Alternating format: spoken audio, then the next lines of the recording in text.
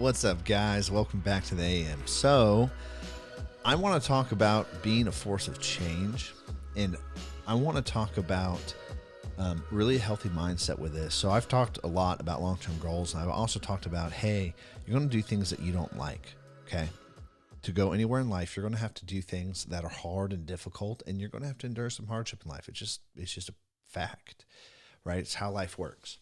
However, I think if there's something that you're passionate about and you want to do work in this area, you want to work in this industry, right? But the industry itself sucks. The culture sucks, right?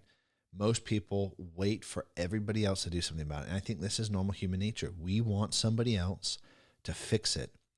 And I want to propose this to you guys. You be the force of change. You change it. Why not? Somebody's going to have to change it if it's going to get better. Why not you? What's the downside to it? You're celebrated. People aren't going to like you. People don't like you now. Right? And like I said, you're celebrated, right? Because that you look at people who've changed things for the positive and for the better. Okay, cool. You be the force of change.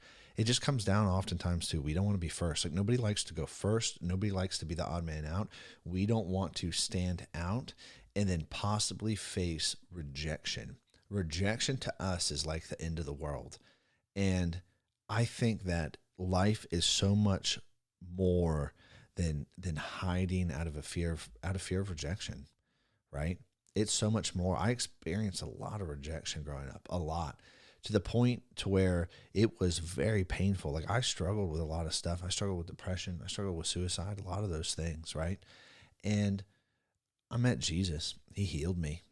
And I gave my life to him, and my whole life changed. And then it just became apparent of, oh, I want to do something and change things. And this is me I didn't plan on going here, but this is just me being raw and real about this. But it really came a point, I was like, man, I want to do something and create change where I'm at. And I'll be the odd man out. I'll be the odd man out. It's worth being the odd man out. It's worth having an impact on somebody's life positively. It's worth loving people and doing something that would better everybody else. It's worth serving people that way. And that's missed a lot by us. Our fear of rejection is so heightened and so large and severe in a lot of ways that it's really crippling to us. It's really crippling to how we act and think. And I think there's more to life than that. And there's more to life than just maintaining the status quo. When I first started business with Andrew, and when we first formed our partnership and the way we want to do things, one of the things we specifically talked about is we want to do it different. We had worked for a lot of companies, and it wasn't even the industry that we're trying to change, right? We worked for a lot of companies that were horrible to work for. They didn't care that we didn't have a voice as much as we wanted a voice. We didn't have a voice, right? Like I got tasked for helping out with efficiencies, and it was a task given to me by people at one of my last jobs. Find efficiencies. I found like $300,000 in a hole to plug it. I was tasked with this. I did it. And nobody cared and nobody listened.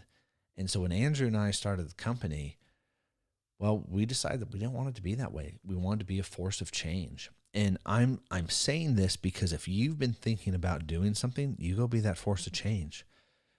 And be a force of change to serve people. Be a force of change to love people. Be a force of change that improves people's lives. It's not a detriment, right?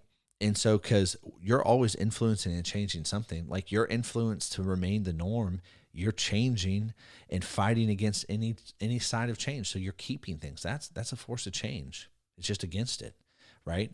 It just stays the status quo of wherever you're at.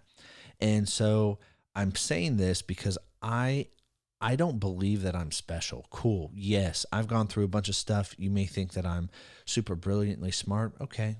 I just think that I've had enough humility to learn some things over my life. And I think that if you had enough humility too, you'd be in the same place as me. It just takes courage. It takes honor. It takes humility and a willingness to be wrong and learn. And you can really do anything you want at that point in life. Like what's stopping you? And what's stopping you from going through some hardship? I mean, Andrew and I have been to a place where we had no money to buy or pay for anything, right? Poor as we can possibly be. And I think it's so important to be like, cool, like we've overcome that. You can overcome that too. You list a lot of people who, cool, like they were living out of their car, be the force of change. It'd be worth it.